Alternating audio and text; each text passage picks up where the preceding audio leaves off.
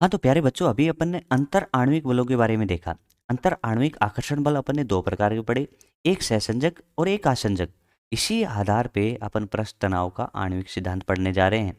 आणविक सिद्धांत क्या कहता है कि जल तथा जल के अणुओं के मध्य सहसंजक बल कार्यरत है। इसी आधार पे इसने इस आणविक सिद्धांत को समझाया। तो सबसे पहले अपन देखते हैं कि चित्रानुसार डी गोला पूरी द्रव के अंदर है।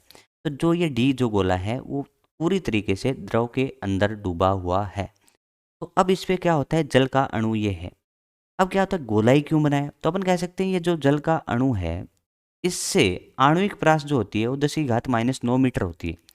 उस आणविक प्रास को त्रिज्या मानते हुए अपन एक गोला बनाते हैं। तो ये गोला आपका गोला डी है। ये बात आपको समझ में आई कि आणविक गोले की क्यों बात कर रहा है, कि उस अणु पर आणविक प्रास के अंदर अंदर या इसके आणविक प्रास पर आने वाले अणु ही इसको आकर्षित कर सकते हैं।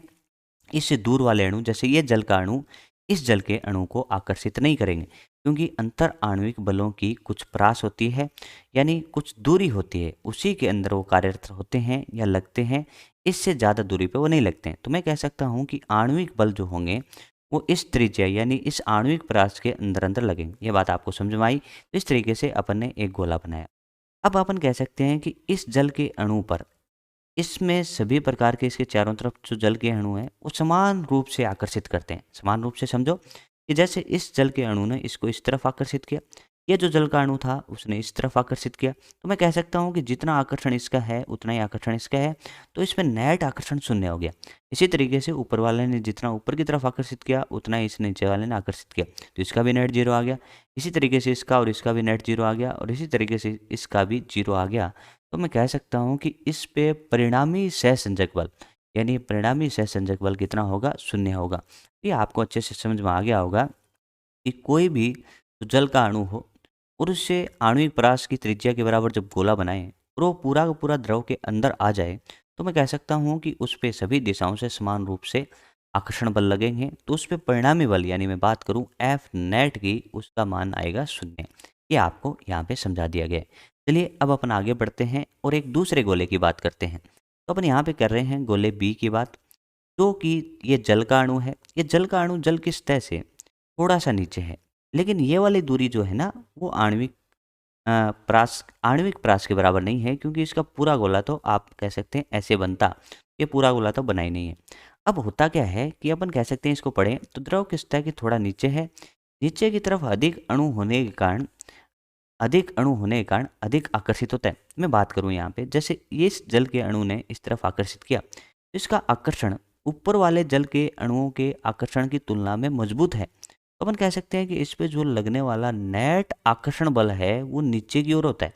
तो अपन कह सकते हैं इस प्रकार परिणामी सहसंजक बल नीचे की ओर कार्य करता है, ये कार्य करता है। तो अपन कह सकते हैं ये जो जल का अणु है इस पे जो नेट बल है वो जीरो नहीं है। इस पे जो नेट बल है वो नीचे की ओर है बच्चों। ये आपको समझ में आ गया होगा कि जो डी जल का अणु था उस पे अपन कह सकते हैं कि परिणामी सहसंजक बल शून्य था, बट ये वाला जो जल का अणु है इस पे परिणामी सहसंजक बल शून्य नहीं है। चलिए अब तो इससे भी मज़ेदार अपन गोला डिस्कस करने वाले हैं। चलिए देखें, गोला सी देखते हैं। अब देखें कि इस प्रकार अपन कह सकते हैं ये वाली लाइन अपन यहाँ से हटा देते हैं और अपन कह सकते हैं कि जो ए है अपन इसको अपन ए मान लेते हैं। ए सतह पर इस प्रकार स्थित है। ये जो गोला है ना वो ए है।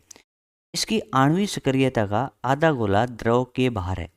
देखिए इसका जो आधा गोला है ना वो सतह के बाहर इस तरीके से है और आधा क्या है, द्रव के अंदर है। तो अपन कह सकते हैं केवल नीचे के भाग के द्रव के अणु इसको नीचे की ओर अधिकतम बल से खींचते हैं। मैं कह सकता हूँ इस बार क्या हुआ, इस जल के अणु को खींचने वाले जो जल के अणु हैं वो तो नीचे नीचे हैं। तो अपन कह सकते हैं कि ये वाला और ये वाला तो कैंसिल आउट हो गया, कोई बात नहीं है। लेकिन एक तो ये आया और एक इन दिन दोनों के घटक भी इस तरीके से आएंगे। तो अपन कह सकते हैं कि इस पे जो परिणामी बल होगा वो नीचे की ओर होगा, लेकिन इसकी तुलना में इस पर ज़्यादा होगा। यानी इसको नीचे खींचने वाला जो फोर्स था वो था, लेकिन इससे तो कम ही था। तो अपन बात करें इसकी 1 नंबर और इसकी 2 नंबर, तो मैं कह सकता हूँ इसको भी नीचे खींचा जा रहा है, इसको भी नीचे खींचा जा रहा है। तो अपन कह सकते हैं कि 2 नंबर का नीचे की तरफ आकर्षण बल क्या है, ज़्यादा है। तो इसीलिए तो इसने लिखा है कि इस प्रकार नीचे की ओर अधिकतम बल, इस प्रकार नीचे की तरफ अधिकतम बल क्या करता है, अनुभव करता है। ये बात आपको समझ में आई होगी। इस पे कितना, शून्य, इस पे कितना नीचे की ओर, लेकिन इस पे भी नीचे की ओर, लेकिन इस पे सबसे ज़्यादा। तो इस तरीके से आणविक जो सिद्धांत था उसमें सहसंजक बल जल के अणुओं पे किस प्रकार कार्य करता है या किस प्रकार कार्य करता है, ये डिपेंड करता है कि जल का अणु कहाँ पे है। यदि द्रव के अंदर है तो उस पे जो परिणामी बल लगेगा वो शून्य लगेगा। जल किस सतह पर है उस पे अधिकतम नीचे की ओर लगेगा। चलिए इसी आधार पे अपन पृष्ठ तनाव को समझने की कोशिश करते हैं। तो क्या कह रहा है, पहला पॉइंट देखें ध्यान से। पहला पॉइंट है कि सतह पर स्थित अणु की स्थितिज ऊर्जा द्रव के अंदर स्थित अणु से अधिक होती है। देखिए, अपन कह सकते हैं इस तरीके से अपन ने बात करी कि ये कोई पात्र है जिसके अंदर अपन ने बनाया, तो एक जो जल का अणु, ये ऊपर वाला गोला अपन ने बनाया, इसकी स्थितिज ऊर्जा इसके नीचे वाले जल के अणु से ज़्यादा होती है।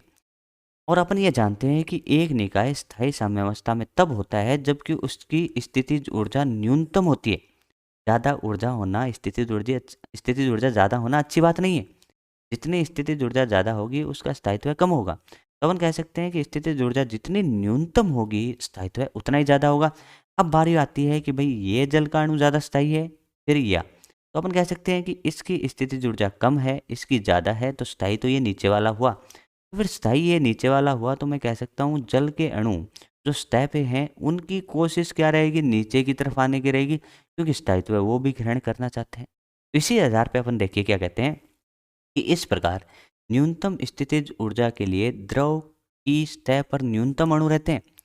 यानी देखिए सभी की कोशिश क्या है, नीचे जाने और नीचे ही जाने की है, क्योंकि स्थायित्व तो वही है, क्योंकि स्थितिज ऊर्जा उनकी न्यूनतम है। तो इस वजह से जल की सतह पर जो अणु न्यूनतम से न्यूनतम है उतने ही रहते हैं, क्योंकि सभी स्थायित्व प्राप्त करने के लिए नीचे की ओर जाना चाहते हैं।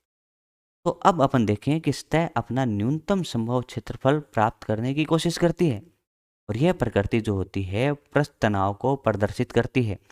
अपन यहाँ पे देखें कि कोई भी जो सतह है वो सतह एक तनी हुई झिल्ली के समान होती है, क्योंकि उनकी कोशिश रहती है कि वो अपना सतह का क्षेत्रफल न्यूनतम रखें।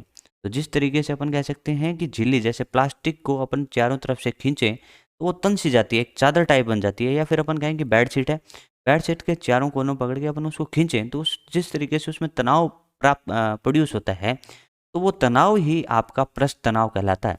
और पृष्ठ तनाव क्या चाहता है, अपने पृष्ठ का क्षेत्रफल न्यूनतम रखना चाहता है। तो ये होगी अपनी थ्योरी जो कि पृष्ठ तनाव को समझाने की कोशिश करता है। यानी पृष्ठ तनाव की वजह से कोई भी जो सतह होती है उसकी जो बनावट होती है वो इस तरीके से होती है कि वो अपना क्षेत्रफल न्यूनतम रखने की कोशिश करती है, यानी प्रयास करती है। मैं उम्मीद करता हूँ कि पृष्ठ तनाव की आणविक सिद्धांत की जो थ्योरी थी वो आपको अच्छे से समझ में आ गई होगी। यदि आपको ये वीडियो अच्छा लगे तो चैनल को सब्सक्राइब करें, लाइक करें, शेयर करें। धन्यवाद।